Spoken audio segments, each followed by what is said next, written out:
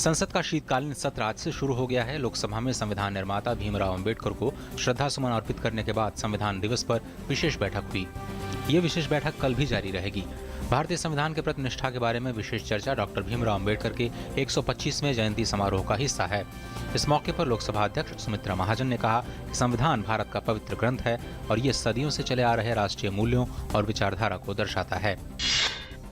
केंद्रीय गृह मंत्री राजनाथ सिंह ने लोकसभा में संविधान के प्रति प्रतिबद्धता विषय पर चर्चा की शुरुआत करते हुए कहा कि देश की एकता और अखंडता को अक्षुण्ण रखने में संविधान ने महत्वपूर्ण भूमिका निभाई है। उन्होंने कहा कि अंबेडकर जी को इस देश में कई बार अपमान झेलना पड़ा, लेकिन उन्होंने कभी नहीं सोचा कि वो इस देश को छोड़कर कहीं और चले जाएं।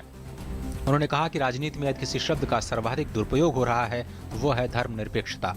लोकसभा में चर्चा के दौरान आरक्षण मुद्दे पर उन्होंने कहा डॉक्टर अंबेडकर ने समानता के लिए आरक्षण की अवधारणा पेश की थी। प्रधानमंत्री नरेंद्र मोदी ने संसद के शीतकालीन सत्र के पहले मीडिया से मुखातिब होते हुए सभी राजनीतिक दलों के नेताओं से संसद का कामकाज सुचारू रूप से सुनिश्चित करने के लिए जनता की अपेक्षाओं के अनुरूप मिलकर काम करने को कहा। पहले संविधान दिवस पर देशवासियों को बधाई देते हुए प्रधानमंत्री नरेंद्र मोदी ने कहा कि अब से हर साल संविधान दिवस मनाया जाएगा। शीतकालीन सत्र के पहले दिन संसद के गलियारों से जीएसटी बिल को लेकर सकारात्मक सुर सुनाई दिए। सरकार ने जहां एक बार फिर इसके पारित होने की उम्मीद जताई, वहीं बसपा, टीएमसी और एनसीपी ने इस बिल के समर्थन की बात कही है। कांग्रेस ने भी कहा कि वो जीएसटी विधेयक पर चर्चा के लिए तैयार है। 26/11 मुंबई आतंकवादी हमले की आज 7वीं बरसी है। मुंबई शहर को आतंक के साए से बाहर निकालने में 60 घंटे से ज्यादा समय लगा। इस हमले में 166 लोगों की मौत हो गई थी और सैकड़ों घायल हो गए थे। महाराष्ट्र के मुख्यमंत्री देवेंद्र फडणवीस और अन्य हस्तियों ने दक्षिण मुंबई में पुलिस जिमखाना स्थित 26/11 पुलिस स्मारक जाकर श्रद्धांजलि अर्पित की। तमिलनाडु में चेन्नई और आसपास के जिलों में हाल की बाढ़ से हुए नुकसान का जायजा लेने के लिए कुछ स्तरीय केंद्रीय दल आज से राज्य के दौरे पर है। इस दल में कृषि, वित्त, ग्रामीण विकास, पेयजल और बिजली मंत्रालयों के प्रतिनिधि शामिल हुए हैं। बेहतर होते हालात के बाद चेन्नई में आज स्कूल खोल दिए गए। जनधन अकाउंट पर सरकार ने बड़ी राहत दी है। नई पहल का सबसे ज्यादा फायदा जीरो बैलेंस वाले खाता धारकों को होगा। ऐसा इसलिए कि रुपए कार्ड पर मिलने वाले 1 लाख रुपए के इंश्योरेंस नियम national payment corporation of India limited ने आसान कर दिए हैं।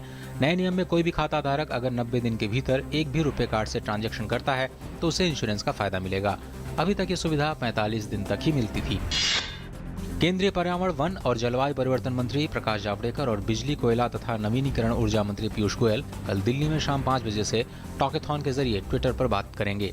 इस कार्यक्रम का सीधा प्रसारण होगा जो लगभग 1 घंटे तक चलेगा। लोग पेरिस में होने वाले जलवायु सम्मेलन में भारत की भागीदारी से संबंधित प्रश्न पूछ सकते हैं। ट्विटर को उपयोग में लाने वाले लोग ministry@mib_India ट्विटर हैंडल पर अपने प्रश्न पूछने के लिए #AskOnCOP21 का इस्तेमाल कर सकते हैं। ये कार्यक्रम मंत्रालय के यूट्यूब चैनल www.youtube.com/INVMinistry और दूरदर्शन की यूट्यूब चैनल www.youtube.com/DDNewsOfficial तथा DD News पर सीधा प्रसारित किया जाएगा। बिहार में अगले साल 1 अप्रैल से शराब पर पाबंदी लग सकती है। मुख्यमंत्री नीतीश कुमार ने गुरुवार को एक कार्यक्रम में इसका ऐलान किया। उन्होंने कहा कि शराबबंदी से राजस्व कम होगा, लेकिन इसका दूसरा विकल्प खोजा जाएगा। बिहार में पिछले साल शराब से 3500 करोड़ रुपए का राजस्व आया था। शीना बोरा हत्या मामले में मुख्य आरोपी इंद्राणी मुखर्जी के पति पीटर मुखर्जी की सीबीआई हिरासत 30 नवंबर तक बढ़ा दी गई। आज उनके सीबीआई हिरासत की अवधि समाप्त हो रही थी। अदालत ने आज उन्हें फिर से सीबीआई के हवाले कर दिया है। राजधानी दिल्ली में चल रहे 35वें भारतीय अंतर्राष्ट्रीय व्यापार मेले में हर दिन दर्शकों की संख्या बढ़ती जा रही है। मेला अपने अंतिम पड़ाव पर पहुंच गया है। इस बार विदेशी कंपनियों ने भारत आकर इस व्यापार मेले के दौरान अच्छा व्यापार किया। 35वां भारतीय अंतर्राष्ट्रीय व्यापार मेला शुक्रवार यानी 27 नवंबर को संपन्न हो रहा है। दुनिया को जलवायु परिवर्तन के प्रभाव से सुरक्षित रखने के लिए पेरिस में जलवायु परिवर्तन सम्मेलन 30 नवंबर से शुरू होगा। दुनिया भर के नेता 12 दिनों तक चलने वाले इस सम्मेलन में इस बात पर चर्चा करेंगे कि किस तरह जलवायु परिवर्तन के दुष्प्रभावों से बचा जा सकता है। भारत ने अपनी तरफ से पर्यावरण को सुरक्षित रखने के लिए काफी बड़े लक्ष्य रखे हैं, जो दुनिया के लिए एक मिसाल है। भारत पाकिस्तान क्रिकेट सीरीज का इंतजार कर रहे क्रिकेट प्रेमियों के लिए आज एक अच्छी खबर आई। आईपीएल चेयरमैन राजीव शुक्ला ने आज मीडिया से बात करते हुए अगले महीने दिसंबर में भारत पाक क्रिकेट सीरीज होने की जानकारी दी। भारत और पाकिस्तान के बीच सीरीज श्रीलंका में खेली जाएगी, जहां पर दोनों टीमें कम से कम 5 मुकाबले खेलेंगी। राजीव शुक्ला ने कहा, श्रीलंका में क्रिकेट मैच खेलने के लिए दोनों देशों के अधिकारी मान गए हैं।